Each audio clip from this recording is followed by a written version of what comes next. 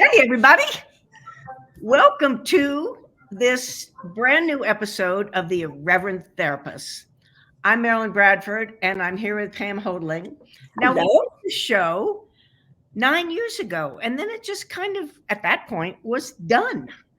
But we have resurrected it, and I want to talk a little bit about resurrecting. This is the description of the show.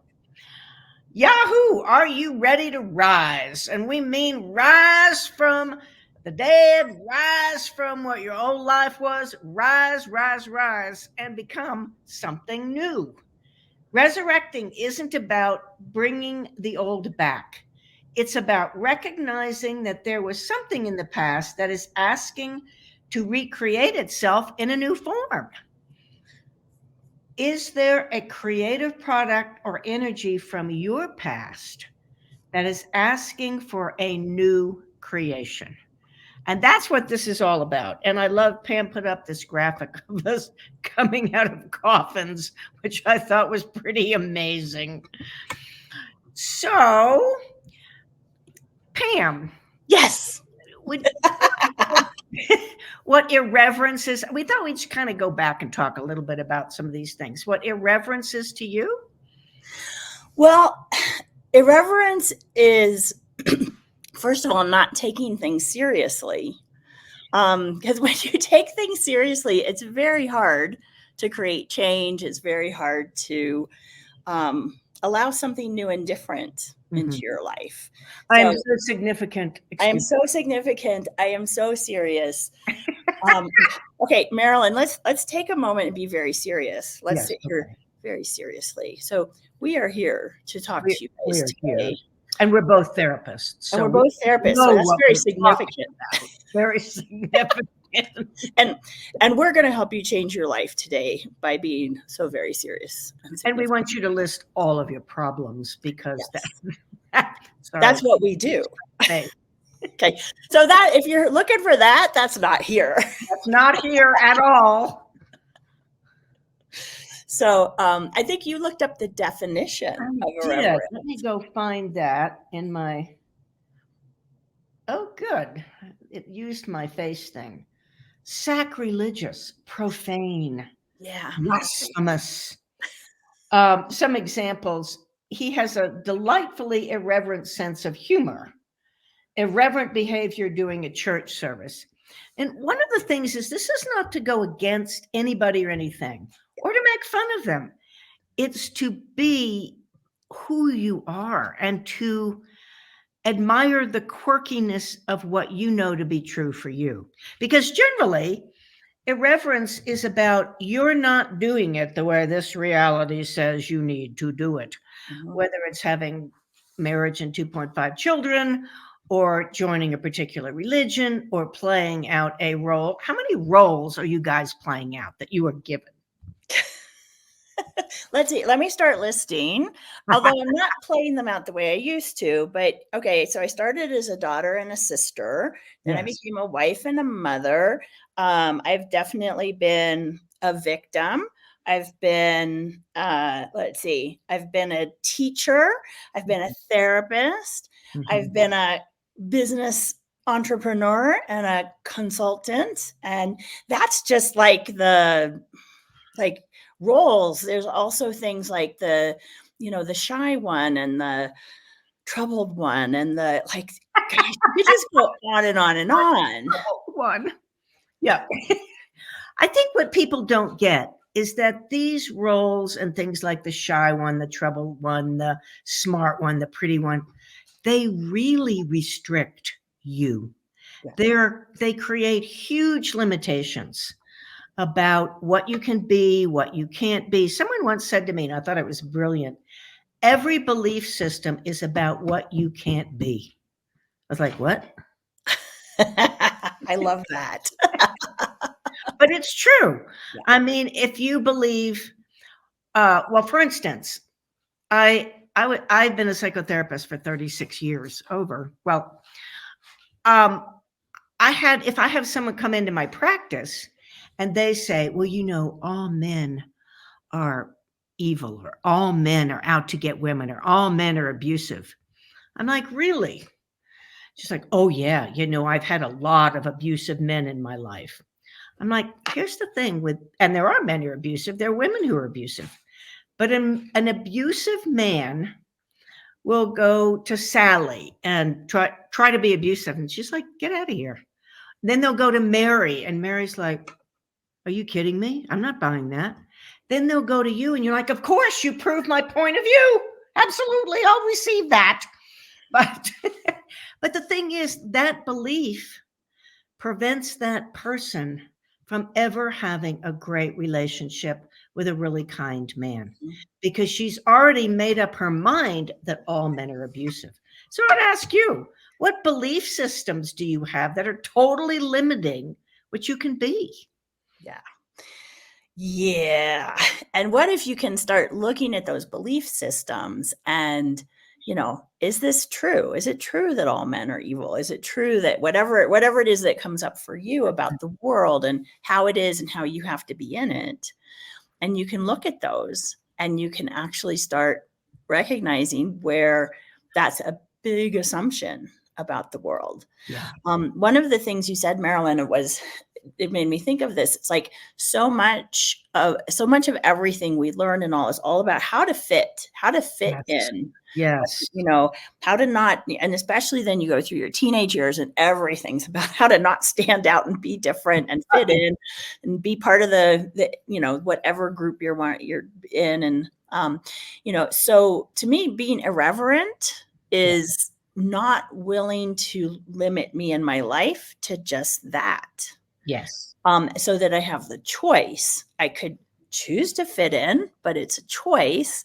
I can also choose to be as different as I am. And Marilyn and I are both a bit different. I would say so. When you said the teenage thing, I thought of this guy who said, I am different. I have pink sneakers and they all have white or yellow ones. I'm like, so I am different. But being different can really bring up a lot of stuff for people. Mm-hmm.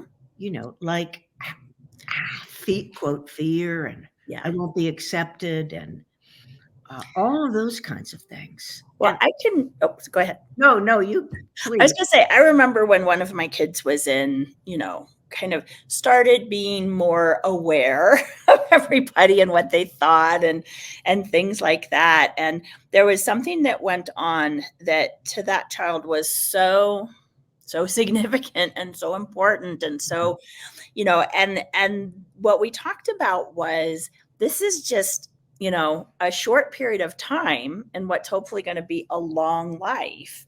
Yes. And by the time you're done with high school, none of that is relevant anymore. Like nobody, you go off to college and nobody knows you, or you go do whatever you're going to do. So it's like, there's also this, like, I want to say, Marilyn, the context, right? Like we all live in context. It's like, okay, I'm in the context of my family. I'm in the context of my job. I'm in the context of my school and that's where the roles are also, because there's the role I play in that context. And then when that's all you can see, then it does seem like this is everything, whether this person talks to me or not, or likes me or not, or, I get this job or not. It seems like the biggest thing in the world, but there's no like fluidity and movement and ability to adapt and kind of go beyond that context to not be limited to just that. Yeah. Well, when you said something about you go off to college, nobody knows you, that really sparked something for me. I haven't done this in a long time, but I used to get on planes and reinvent myself. Like the person sitting next to me, well, who are you and what do you do? Well, I'm married. I have 3 children. I don't have any children. Or, I worked as a blank. I'm studying to be a lawyer. And it was fun. People like, how did you do that? Because it was fun and it was no harm to the person sitting next to me. They'd ask me questions and we'd chit chat and they had a good time. But try something like that. It's a blast because you can really get to see who else you could be without the solidified, I'm this person. So anyway. Well, and we titled this show "The Irreverent Therapists Resurrected," which is kind of like, okay, here we're here again. We're coming back, although we don't. I mean, coming back is like you're going back to how things were, and we're going forward to a new incarnation of this. But what you were just talking about on the plane, it's like, that you can just choose who you're going to be today. Yes. We so often feel so stuck because, well, I'm the same person I was yesterday, and the context of my life is the same as it was. And, what if it takes something as simple as a conversation with a stranger where you play instead of, yes, I must convey to them exactly who I am so they know how to slot me into their context and their boxes. And I can stay in my contexts and my boxes. And then we can, and maybe we have a nice conversation, or maybe we're just like, oh God, life sucks, So. I just had this vision of the whole plane filled with these boxes. Yes. It's like, okay, that's who people are. Yeah. So it's really crazy. Yeah. So I'm excited that we're doing this again. Like, Marilyn mentioned, we did it years ago for a few years. You can actually find our show archives. They're on SoundCloud, they're on YouTube. So you can look up the prior incarnation of the Irreverent Therapists. Yeah. But one of the things that we always joke about is we had a wonderful time doing the show, and neither of us, we were crap at getting anyone to know that we were doing this show. So we were just having fun every week and do it and have fun and but we weren't people who would get the word out. Yes. And so I know, at least for me, part of the Irreverent Therapists Resurrected is is me willing to be more out in the world and to actually tell people that we have a radio show going. Well, it's not radio anymore. Now we have different technology, but that we have a show going on. So what is it for you, Marilyn, being resurrected? Well, I think it's a lot that. And just the other thing, Pam, is I'm a different person than I was. I think our last show was in 2015. Yeah. And part of that is getting known. Part of that is getting out there. Part of that is just greater awareness. Part of that is a greater willingness, although I would have said at the time that I had it, to change anything. Yeah. And that I know can be really upsetting to people. I used to tell my therapy clients, make being uncomfortable your best friend. Because it means you're getting out of the mold and you're willing to change. Now, if you want to stay in the mold, that's okay. I will say that what I've noticed with people who stay in the mold that they decided was their mold, by the time it's 20 years later, they're pretty moldy. Speaking of. Well, it's interesting you brought that up because while the work I do and a lot of what I have going on in my life is change all the time. And I started being aware in December that I've gotten really comfortable with my life and what I do. Yes. And everything that I was doing, I'm really, really good at. Yeah. And so I started asking to be uncomfortable cool. and talking to people about, hey, I'm ready to be very uncomfortable again. And guess what? My life has gotten so much more exciting and fun.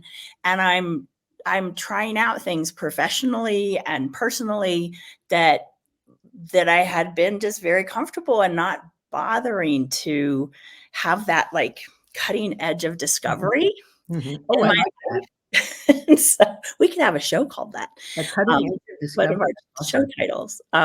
So yeah, but it's like at any time, wherever you are, you could have been having like this amazing, engaging life, and there's still always the possibility of choosing greater and more and choosing to be uncomfortable and try new things. Yes. It's also about this idea that once you become in your 20s or even 30s, then you should stay that way for the rest of your life. You've emerged. This is you. This is who I am. I'm solid. These are my belief systems. These are my roles. I mean, I went to a therapist once, like a godzillion years ago, who said, the mark of an adult is that they have had friendships that lasted 20 years or more. And I was like, really? People change all the time. And this idea that any relationship should be forever, I think is absolutely insane. My sense is we come together with people for some kind of purpose, or just because we're congruent at the time. Yeah. And if you're with somebody, if you're a person who's willing to change and you're with somebody who's willing to change, you may go along the path for a while, and then you may go over here and they may go over here. It's kind of what happened with our show. Yeah. And then maybe you come back together and maybe you don't. Marilyn, we're in relationship. Oh, we're in relationship. We're finally back together. Finally back together. How are we going to define it? Make it solid. What are your expectations of me? Oh, I have many. Let me write them down. And if you don't meet them exactly, then you're wrong and I'm right. Oh, that's it. That's the other thing, the wrong and right thing. I forgot about that. Absolutely. Yes. And I will project onto you. Yes. Who you are and what I expect. And you have to be to fit your needs. You have Well, I love what you were saying, because, if you think about like that whole thing of your 20, like you're in your 20s and this is who you are now. Because, I mean, of course, it depends on what family you grew up with. Some would be horrible and some are not so horrible. But, for the most part with little kids, we're like, oh, they're just kids. Let them play. Nobody says, oh, they're just 30. Let them play. Let them find who they are. Right. It's like, no, you're grown up. You should know better. You need to fit in. Mm-hmm. So, it's like, what if you could give yourself permission to be that kid who can explore and play and try things and doesn't have to have decided, this is who I am. This is the work I do. This is this is how I'm showing up in the world. And now it's that way for the next 60, 80 years. I was like, even as I said it, I was like, oh, please, can I throw up now? Yeah, exactly. Exactly. Well, and what if you were truly willing to be here's the thing. Ask questions. Yeah. Because what we've been talking about is answers and solidifications. Yeah. Yeah. Gary Douglas, who's the founder of Access Consciousness, says, and when you get up in the morning, just say, who am I and what grand and glorious adventure shall I have today? And I love that. And I do that because it gives you permission to change. Yeah. And that to me is incredibly important. You can choose to fit in, which means you solidify an identity, mm-hmm. or you can choose to change and ask questions every day and to not be the effect of other people's judgments about you. Yes. That's a huge one. That's a huge one. I really had to learn. And, so here's Marilyn and I. We each have our same names, Marilyn and Pam. Our show has the same name, the Irreverent Therapists, but we are not the same. No, not the same. And we're willing to come on here and change and be as different as we be and as irreverent as we be. Yeah. That's what we're both playing with right now. One of many things. Yeah. And I'm not talking about being impractical. We have the same name because that's practical in this reality. Yep. You have legal things, you have this and that. It's about you, the being, mm-hmm. being willing to change. Yeah. Not about rebelling against anything. This has nothing to do with rebelling.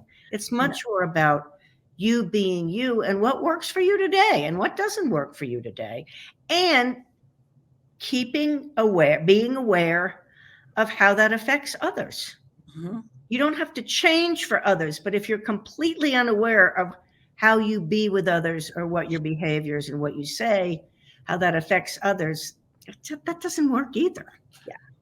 Yeah, because it's like every choice you make, kind of every thought you have, every action you take, creates something.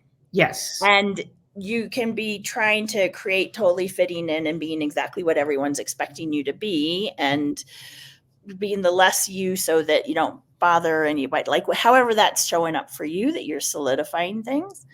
Or you can choose to have more flexibility and malleability and choice. And like Marilyn said, question, we'll probably on many shows go into question and what asking questions creates.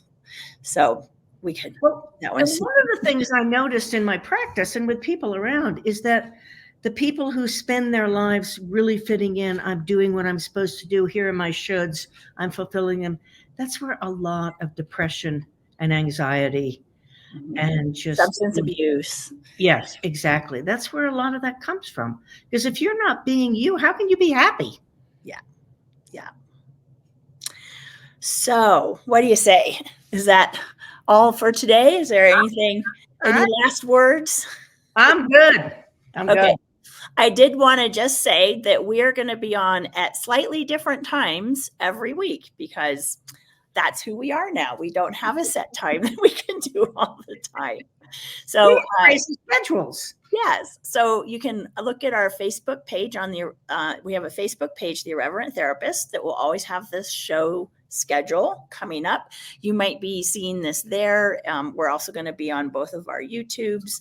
So we'll give you lots of ways to find when to come back. And if you're on here live with us, you're welcome to ask us questions in the chat boxes. So we hope to see you on here soon with us. Your questions are always welcome. Let's do our music. Cue the music. Bye, everybody.